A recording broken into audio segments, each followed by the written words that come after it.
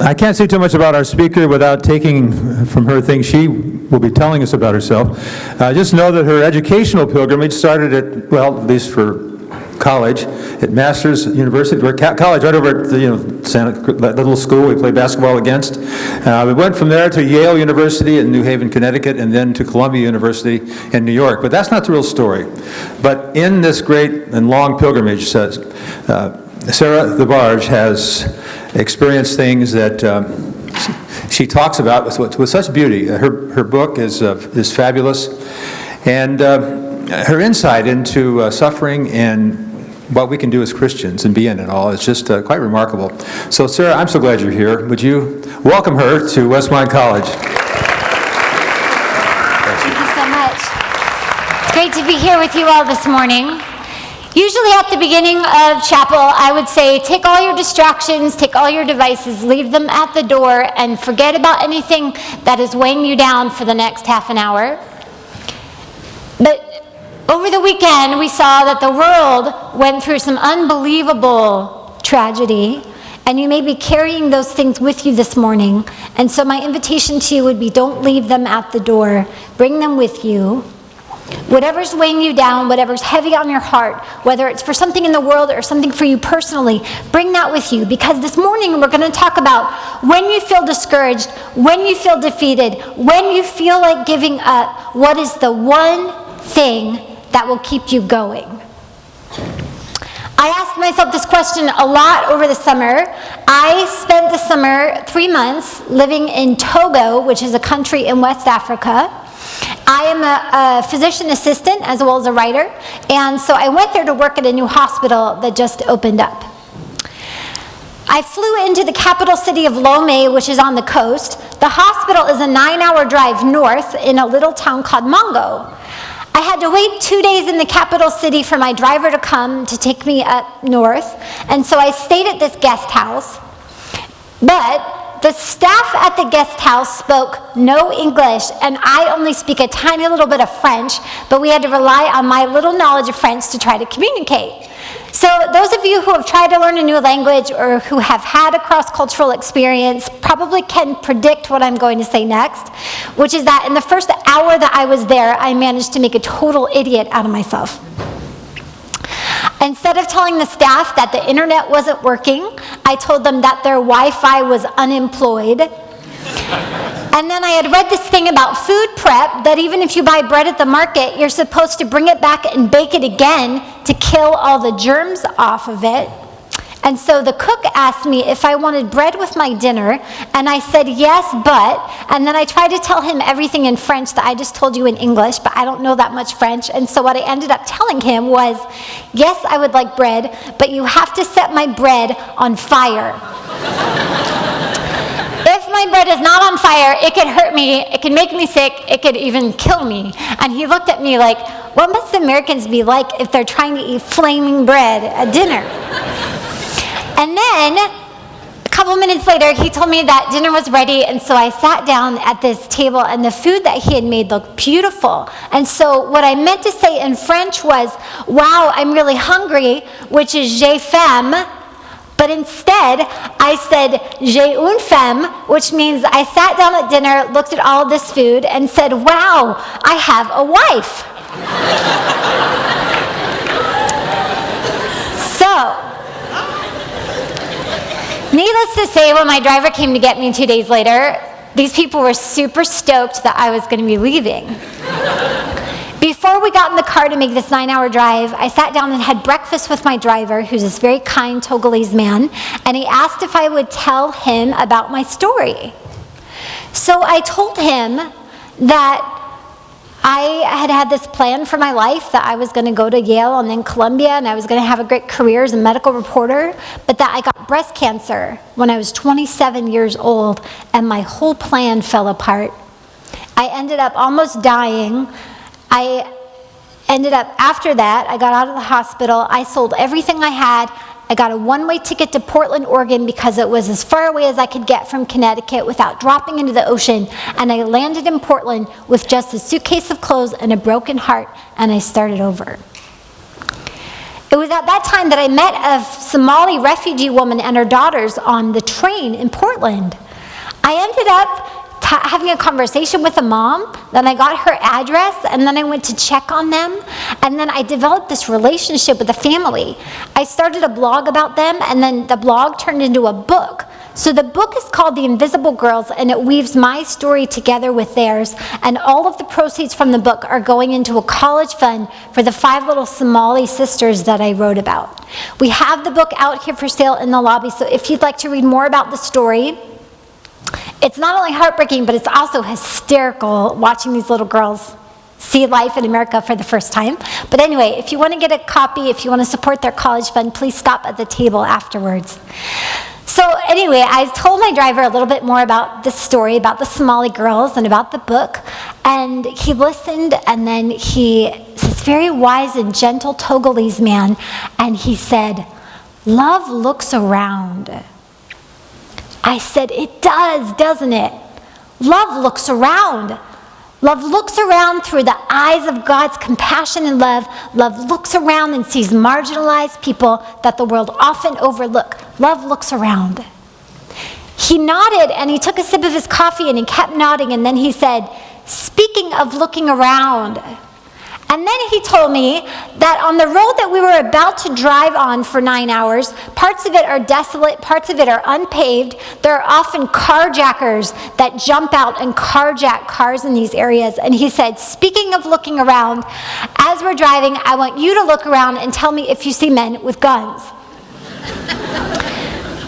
So I climbed into the back of this Land Cruiser, and I didn't know that you could go 9 hours without blinking, but I think I did it, because for the whole 9 hours, my face is just glued against the window, and I'm looking around for guns. Thankfully, we didn't run into any carjackers. We arrived at the Hospital of Hope.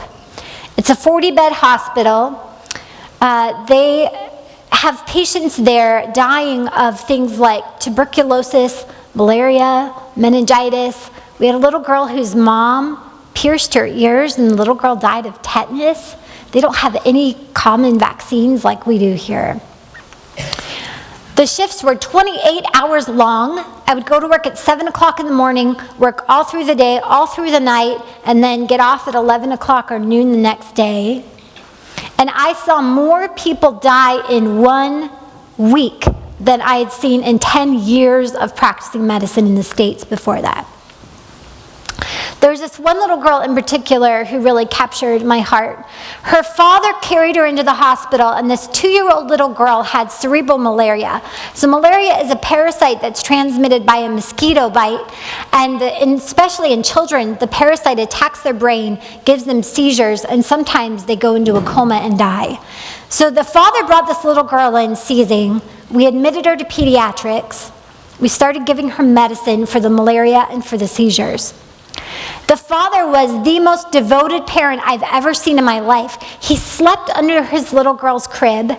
Every time she'd have a seizure, he'd crawl out, he'd stand behind my shoulder and watch as we took care of his little girl, and then once the seizure stopped, he'd go back under the crib and go to sleep on the floor. Throughout the day, this little girl got worse and worse. Every time she would seize, she would stop breathing, but we didn't have any ventilators at the hospital, so I had to stand there with the ambu bag, and I had to breathe for her, and I breathed for her all night long. At 2 o'clock in the morning, I looked at her pupils, and they were abnormal, and I realized that this little girl had brain damage from all of the seizures. But I couldn't stop trying to save her, because I couldn't handle the amount of grief that her father would feel if he lost his little girl, and so we kept going.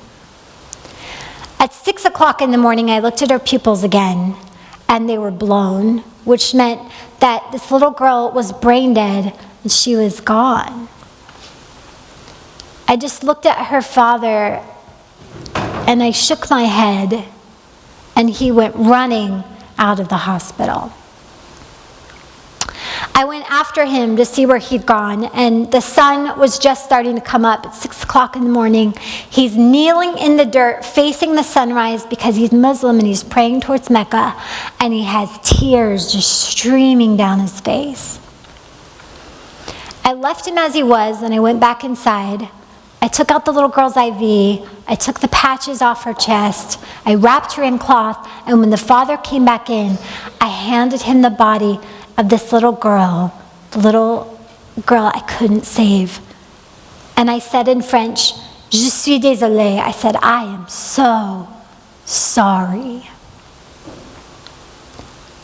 And instead of lashing out at me or being angry that I couldn't do more to save his little girl, the father kindly bowed to me and he said, "Thank you." He said, "There was love in your eyes. You looked at my little girl with love." And then he carried her home to bury her. At that moment, I thought that's as bad as it could get.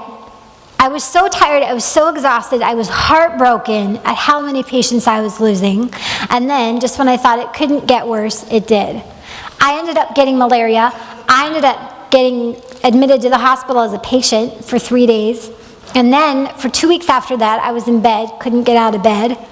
Just as I was starting to recover and think about going back to work, we ran out of water. For 3 days, we had no water. It's 120 degrees outside. You turn on the taps, nothing comes out. You can't take a shower.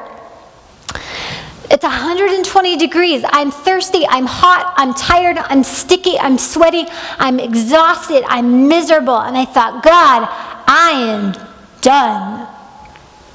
I am done. I'm exhausted. I'm worn out. I said, there is nothing you can tell me, there is nothing you can say that could possibly make me stay at this hospital. After I prayed that prayer, there was this huge rainstorm. There was nothing to do outside, and so I ended up laying on my bed listening to a podcast that I had downloaded about the story of Sisyphus. It's a Greek myth. And in the myth, Sisyphus makes the gods really angry, so they punish him to an eternal punishment. And for all of eternity, he's going to have a rock on his back. He's going to have to carry the rock up a hill. And just before he gets to the top, the rock's going to roll back down, and he's going to have to do it all over again. The story gives rise to an adjective called Sisyphean. It means something that is impossible, something that is futile or hopeless or useless. So whoever's going to grad school, if you see Sisyphean on your GRE, you guys have me to thank, you know what it means. It means something hopeless, futile, useless, okay? Sisyphean. I fell in love with that word. I said to God, that's what this hospital is. It is Sisyphean. It is useless. I got really interested in the story of Sisyphus because it seemed like such a good metaphor for what I was going through. And I found that the famous authors Kafka and Camus both wrote essays about it. And in their essays about Sisyphus, they said that we must think of Sisyphus as the victor and not the victim, that he's the hero of the story, and that Sisyphus even was happy. And I thought, what the heck? How could he possibly have been happy? So I kept reading until I came across a poet named Stephen Mitchell, and he wrote a poem, and he said, the reason we should think of Sisyphus as happy is because of this. Because Sisyphus fell in love with the rock. He fell in love with the rock. So it was nothing for him to put it on his back and take it up that hill. The story reminded me of 1 Corinthians 13. It's a chapter about why we do what we do. What motivates us to be people who give our resources and our talents and even our lives away. And the last verse of the chapter says, now these three remain, faith, hope, and love. But the greatest of these is love. I think in Western Christianity, we get that order really mixed up. We've really attached ourselves to faith. We call ourselves people of faith. We call Christians a community of faith. Why don't we call ourselves people of love? Why haven't we called ourselves a community of love? When I think about the story of Sisyphus, I think about the story of Jesus, who fell in love with the world on his back and carried it up the hill and died for it at Calvary. And this, my friends, is the only thing that keeps us going. When it gets hard, when we feel discouraged, when we feel overwhelmed, the only thing that keeps us going when all the emotion and motivation and drive runs out is love. So I began praying to God, instead of get me out of here, my prayer became, God, help me fall in love with this rock the way that you fell in love with me. My challenge to you this morning is to be people of love. Don't settle to be a person of faith who thinks that just because you believe the right set of doctrines on the page, or just because you do the right behaviors and avoid other behaviors, that is enough. That is not enough. Do not settle to just be people of hope who just think, well, because God makes the world new, eventually there's nothing I can do and nothing I should do here in the moment. Become a person of love. Fall in love with the world and do something about it. That is my invitation to you this morning, to become a person of love. Now I have a specific challenge for you, and it's this. The world today is facing a big problem called extreme global poverty, which is defined by people living on less than $1.25 a day. There are more than 1 billion people living this way, and they are dying at alarming rates of preventable causes because they don't have access to simple things like food and water and medicine and shelter. Extreme poverty takes not only a physical toll on people, but it also takes an emotional toll. People who grow up impoverished and oppressed often become the people who join terror cells, gangs, who sell drugs, who go into prostitution because they have nothing else to look forward to and they have nothing to lose. But I didn't just come today to give you that big depressing statistic and then walk out the door. I came this morning because I have really good news for you. The rate of extreme global poverty has dropped by more than 50% since 1990, and we are on track to end it by 2035. Which means that your generation, you here in this room, will be the generation who gets to say to your kids, when I was in college, there were 1.2 billion people in the world living on less than $1.25 a day, dying of preventable diseases.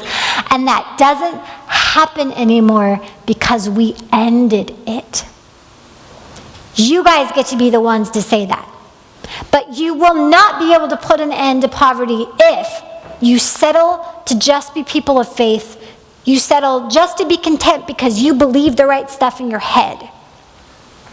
You will not be able to put an end to this level of poverty if you were just a person of hope who just sits here and thinks, I'm just going to wait till the world ends and God makes it new later. It will only happen if you become people of love who fall in love with the world and do something about it. What does it mean to do something about it? I have the opportunity of partnering with an organization that's called Compassion International. Their mission statement is releasing children from poverty in Jesus' name. They go into the poorest neighborhoods in the poorest countries in the developing world, and they have centers where children who are sponsored can come and get clean water and food and after-school tutoring, and adults who mentor them and help them mature emotionally and spiritually.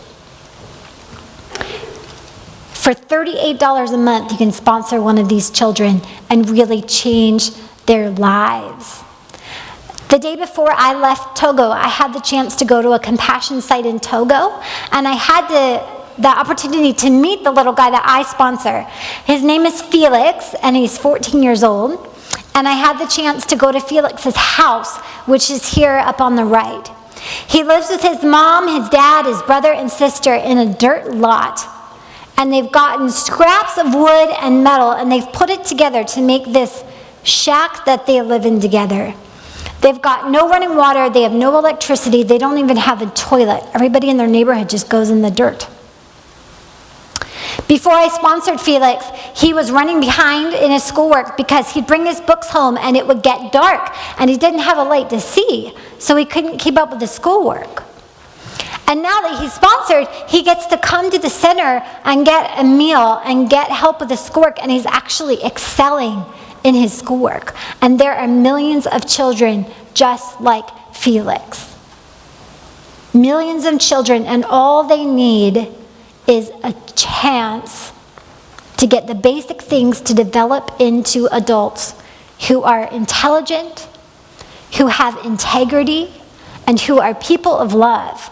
If you want to know how you change the world, it's this. You invest in one of these kids, because these kids are going to be the ones who raise their families and their communities and their countries up out of poverty. So I already invited you all to be a person of love. My challenge to you today is this. I brought with me packets for these kids who are waiting for a sponsor. My challenge to you today, Westmont College, is that by the end of chapel, every single one of those children will have a sponsor. Because you went to the table and you looked at the picture of a little child and you said, I love you, I believe in you, let's get you out of here.